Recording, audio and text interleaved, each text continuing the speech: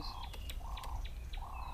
Yeah, straight that way towards the... It would be naive to think that poaching is not a threat, even though that we haven't had incidents in many years.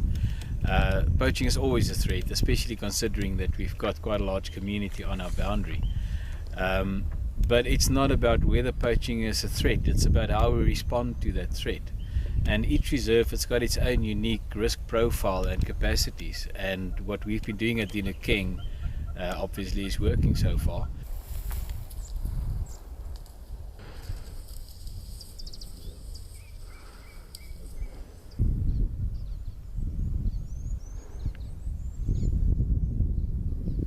If I can make a plea on behalf of conservationists, rangers, wildlife monitors on World Rhino Day to the public, is that please, please, please do not expect of rangers to go out in the bush and just shoot poachers.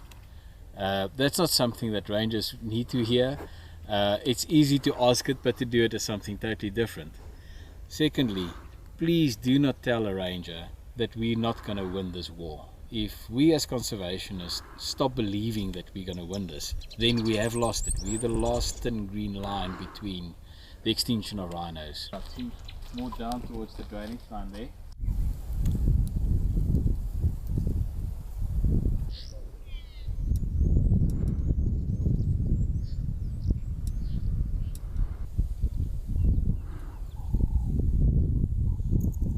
I think in 2014, at the height of the crisis, we were losing, I think, in excess of 1,400 rhinos a year for several years. Yeah, I think it's quite phenomenal that a decade later, despite intensive pressure like that, we really have managed to suppress and hold back the problem. I think that, the thing with South Africa is that, some of our systems in some places still require a lot of strengthening, and we've got work to do.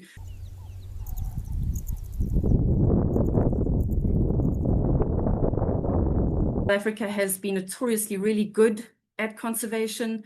All of the conservation institutions that Peace Box Foundation is privileged to work with have been at the forefront of conservation for many years. And as a result, we've had some of the biggest we still do have the biggest rhino population in the world, both white and black rhinos. And as a result, we have really been the target of rhino poaching and organized crime.